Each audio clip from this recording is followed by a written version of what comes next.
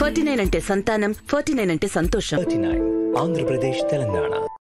విజయవాడలో ఇందిరాగాంధీ మున్సిపల్ స్టేడియంలో రిపబ్లిక్ వేడుకలు చాలా ఘనంగా నిర్వహించారు. ఈ నేపథ్యంలో ఈ అంశం మీద సమాచార శాఖ ఆధ్వర్యంలో శకటాలన్నీ కూడా చాలా చక్కగా ఉన్నాయి. అయితే వాటిని చూడటం కూడాను విజయవాడలో ఉన్న స్కూల్స్ పిల్లలు కానీ చాలామంది సుమారు 10,000 మంది వరకు కూడా హాజరయ్యారు. ప్రస్తుతం మనతో మాట్లాడతాకి సమాచార శాఖ జేడి కిరణ్ గారు ఉన్నారు. సార్ చెప్పండి, ఎప్పుడులాగానే ఈసారి కూడా శకటాలు చాలా బాగున్నాయి, చాలా అద్భుతంగా చేశారని చెప్తున్నారు. మరి పక్కన విద్యాశాఖకు సంబంధించి కూడా మొదటి ప్రైజ్ వచ్చింది. అంటే దీనికి ఎన్ని రోజులు పనిచేశారు, ఎలా ఉంది, ఏంటి కష్టమంతా సమాచార శాఖ అధికారులే కనబడుతుంది.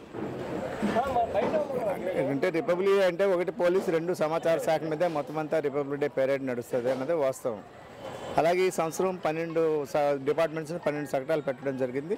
12 శకటాలు కూడా ఇది కేవలం ఏదో శకటం అన్నట్టు కాకుండా థీమ్ ఓరియంటెడ్గా ఆ శాఖని చేస్తున్న యాక్టివిటీని ప్రతిబింబించే విధంగా ఈసారి ఈ శకటాలని తయారు చేసి పెట్టడం జరిగింది. ఫర్ ఎగ్జాంపుల్ మీరు ఈ శకటాల్లో ముందు భాగంలో అగ్రభాగంలో ఇన్ని గ్రామ వార్డు సచివాలయాల శకటంతో దాన్ని మొదలుపెట్టి వెనుక భాగంలో చివరిగా ఏంటంటే ఓటర్స్ అవేర్నెస్ క్రియేట్ చేస్తూ ఎలక్షన్ కమిషన్ దాన్ని కంప్లీట్ చేయడం జరిగింది. ఎందుకంటే రాబోయే సార్వత్రిక ఎన్నికల్లో ఓటర్ని ప్రభావితం చేసి ఓటు పోలింగ్ బూత్ తీసుకెళ్లే ప్రక్రియలో భాగంగా ఓటర్ని హెచ్చరించే విధంగా ఆ శకటం కూడా ఈసారి దీంట్లో చేర్చడం జరిగింది. మీకు తెలుసు నిన్న దేశ ఓటర్ దినోత్సవం సందర్భంగా మనం ఆ విధంగా ఆ శకటాన్ని కూడా ఇందులో పెట్టడం జరిగింది. అంతేకాకుండా అంటే దీని ద్వారా అవేర్నెస్ ఉంటుందా సార్, అంటే ప్రభుత్వానికి సంబంధించి? ఎందుకంటే ఈ శకటాలు కేవలం ఇక్కడ ఉన్న ఈ పెరేడ్ గ్రౌండ్లోనే కాకుండా ఇవి విజయవాడ నగరం అంతా కూడా ఒకసారి ఒక చుట్టేసి మళ్ళీ తిరిగి ఇక్కడికి ఇస్తాయి ప్రభుత్వ పథకాలకు సంబంధించింది. ఇందులో ఇప్పుడు ప్రథమ బహుమతి వచ్చిన విద్యాశకటం ఉంది. విద్యాశకటం ఏంటంటే విశ్వవిద్యకి ఇక్కడ చిన్న బడుగు బలహీన వర్గాలు చిన్న పిల్లలందరూ కూడా చదువుకునే విధంగా ఎడ్యుకేషన్ సిస్టమ్ని రివ్యాంప్ చేసి కొత్త రిఫార్మ్స్లో ఈ నోవాలిటీతో తీసుకువెళ్ళడం జరుగుతుంది ఈ గవర్నమెంట్. ఎందుకంటే ఎడ్యుకేషన్ అనేది ఒక తరగని ఆస్తి, ఇది మనం భావిత తరాలకి ఇవ్వగలిగిన ఆస్తి అని కూడా గవర్నమెంట్ నమ్ముతుంది. కాబట్టి అనేక వినూత్నమైన ప్రోగ్రామ్స్ ఇందులో నిర్వర్తించడం. అమ్మఒడి కానీ, లేకపోతే విద్యాదేవని కానీ, విద్యాకానుకు కానీ, నాడు నేడు కానీ, బళ్ళు ఇంప్రూవ్ చేయడం కానీ ఇవన్నీ చేసింది.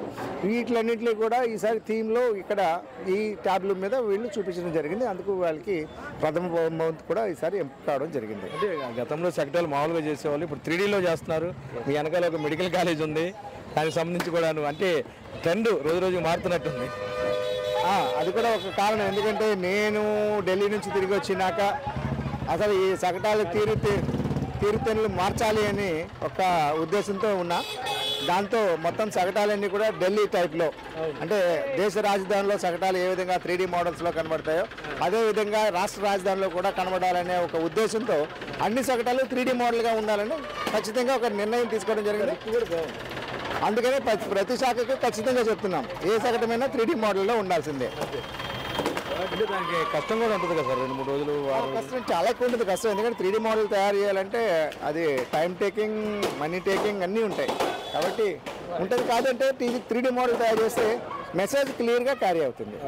అది కూడా సార్ చెప్పండి, విద్యాశాఖకు సంబంధించి శకటం మొదటి ప్రైజ్ వచ్చింది. గతంలో విద్యాశాఖకి ఇప్పుడున్న పరిస్థితులు ఏంటి? మీరు సీనియర్ ఆఫీసర్గా ఏం చెప్పదలుచుకున్నారు? గతంలో ఇప్పుడు అంటే ఎడ్యుకేషన్ అన్నది డే బై డే ప్రతిరోజు ఇంప్రూవ్ అయ్యే ఒక వ్యవస్థ. అలాగే ఏంటంటే పిల్లలు నేను ముందే ఇందాకన్నాను, ఎందుకంటే భావితరాలకి ఇచ్చే ఆస్తి ఏదైనా ఉంటే కనుక తరగని ఆస్తి అది ఎడ్యుకేషనే.